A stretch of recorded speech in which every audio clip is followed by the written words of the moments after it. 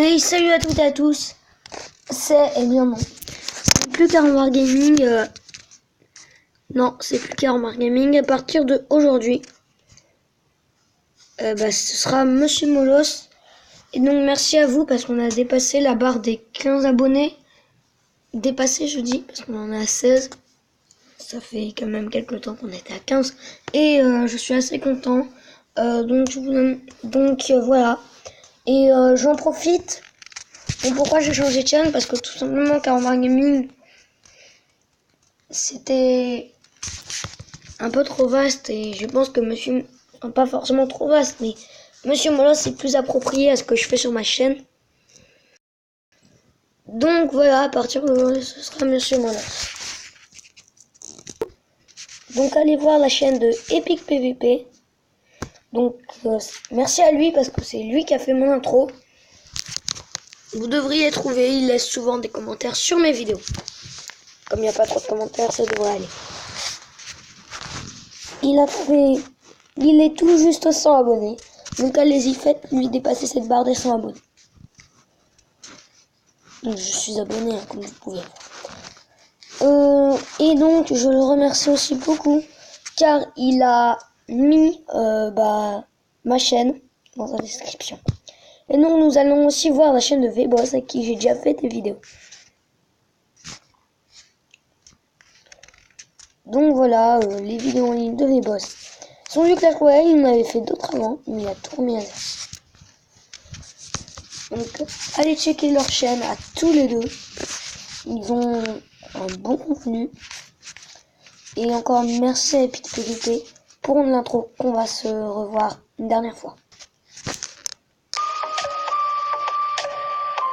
Oh, je me suis barré, j'ai comme ça.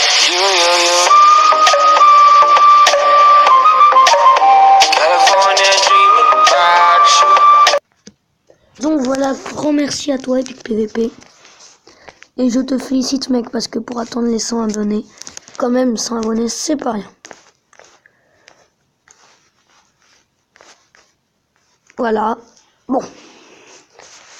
Donc sa vidéo qui a fait le plus de vues, c'est cette vidéo là. On est maintenant à 101 vues. Pas très loin, vous avez Minecraft Tower. Et franchement, allez voir ces vidéos, elles sont très très bien. Donc maintenant, je vais vous montrer deux gameplays Clash Royale. Donc voilà, nous arrivons sur le jeu.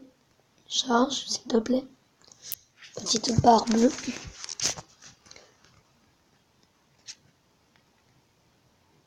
Allez. Allez, tu peux le faire. Voilà. Donc ce deck là, bon, il est composé à l'arrache, comme vous pouvez le voir. C'est pas du tout un deck avec lui. Et j'ai composé à l'arrache, je me suis dit bon allez comme ça pour le fun. Je me suis dit vous connaissez sûrement tous à mon avis le deck mineur. Je me suis dit je vais faire un truc un peu dans le genre. Le deck mineur avec le fil à gobelin, bon le deck où tu mets ton zap, bon jeu. Mineur, plein de troupes qui font shot par le zap. Comme je n'ai pas le zap, les flèches, la bûche, je n'ai pas ce mineur, je me suis dit pourquoi pas faire un deck à peu près dans le genre, mais avec le chevalier. Et donc je vais vous montrer deux gameplays assez étonnants. Attendez. Donc le premier gameplay, c'est celui-ci.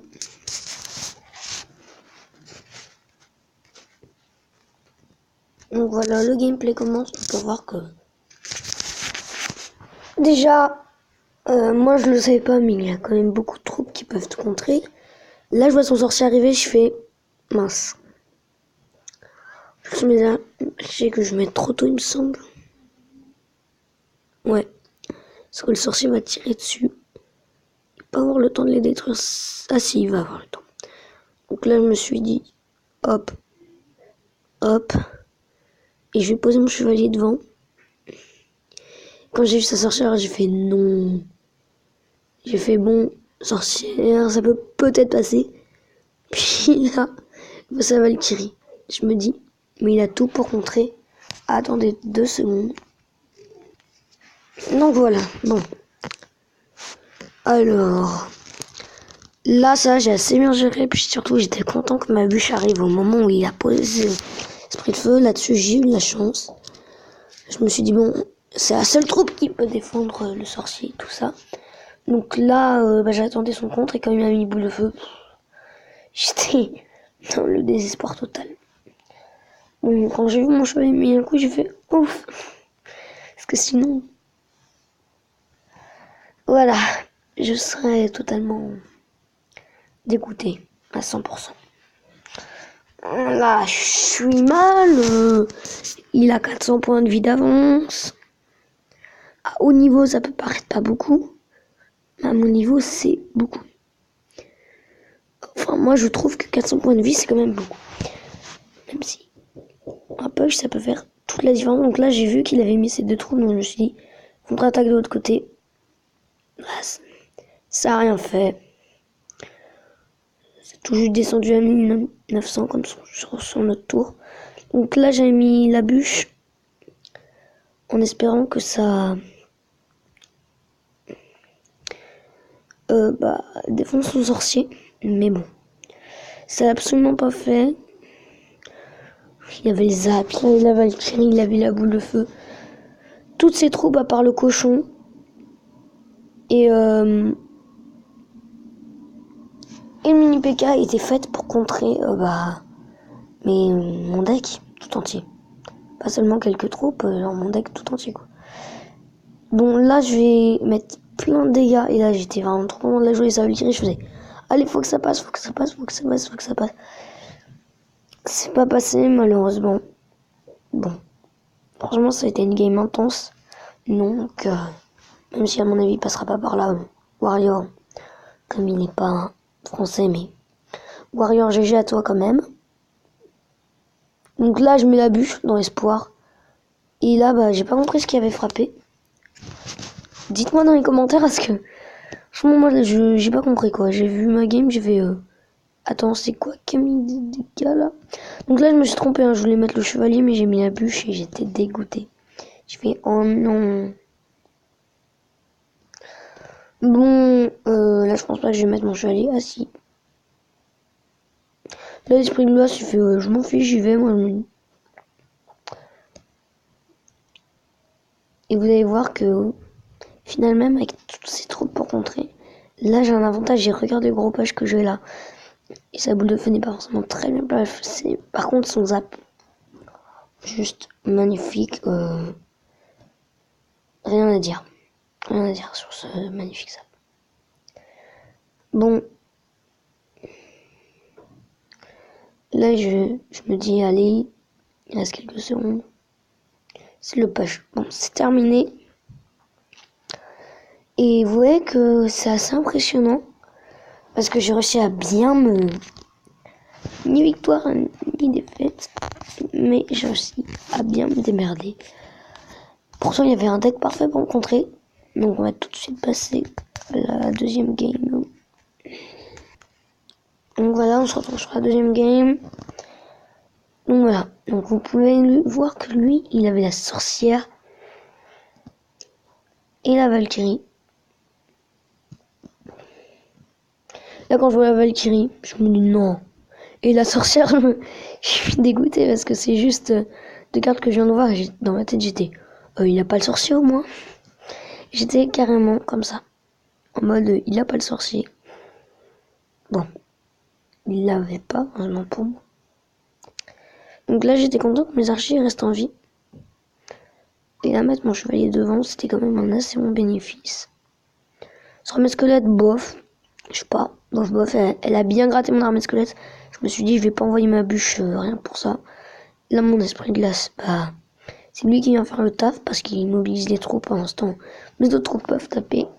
Du coup, là, ça n'a pas fait comme la dernière fois, je lui ai pris sa tour. Donc déjà, ça commence très très mal pour lui.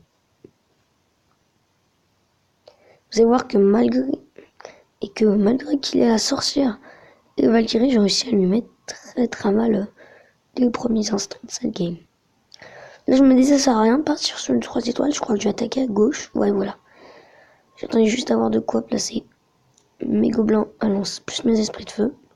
Je sais pas, je me disais, Il m'a pas dévoilé toutes ses cartes. Si jamais il sort une ordre de gargouille, bah j'ai mis les esprits.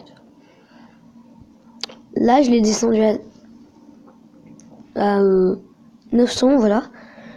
Donc, vous pouvez voir que j'ai vraiment pris l'avantage.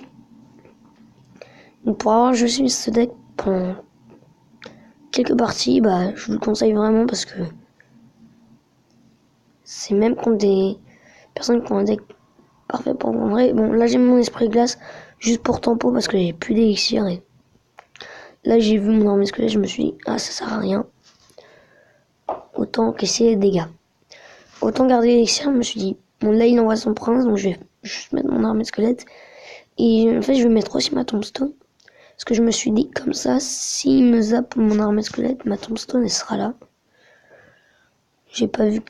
Il l'avait déjà utilisé, mais je l'avais pas remarqué. Là, j'ai bûché pour enlever les petits squelettes, mais ça n'a pas suffi. Là, je me dis, bon, au moins, il a plus sa sorcière. Là, il joue une troupe. Puis deux. Là, je me dis, ah bah ça y est, il a re sa sorcière, mince. Bon, l'esprit de glace qui vient en arrière. Mais là, par contre, il va assez bien défendre, mais il reste des troupes et ça met des dégâts. Là, je vais quand même défendre. Et vous allez voir, voilà, il met ça avec Kiri, mais ça part quand même sur du 3 étoiles. Donc, vous voyez que même avec un deck qui se fait shot par beaucoup de choses, il avait plein de dégâts de zone et je me suis bien terrassé. Je pense que le plus dérangeant avec ce deck, ce serait quand même le bouddhiste. Parce que son caillou a une longue portée. Ou alors, la carte qui va sortir et qui balance sa hache comme un boomerang. Je sais plus comment ça s'appelle. Bon, voilà, ce sera tout pour cette vidéo. J'espère qu'elle vous aura plu et que ce petit deck sympathique vous aura plu. Mais il vous plaît puisqu'il est sympathique. Et dans notre prochain pack opening, avec ce changement du nom de la chaîne, ben on le veut celui-ci. Voilà. Sachant que mon profil, c'est ça. On s'est pas pris le truc de la carte du jeu, mais c'est ça. C'est exactement. Enfin, c'est un molosse, voilà. C'est un petit molosse. Donc voilà, ce sera tout pour cette vidéo. J'espère que vous aurez kiffé. Comme moi, j'ai kiffé. C'était Karmar Gaming. Ciao.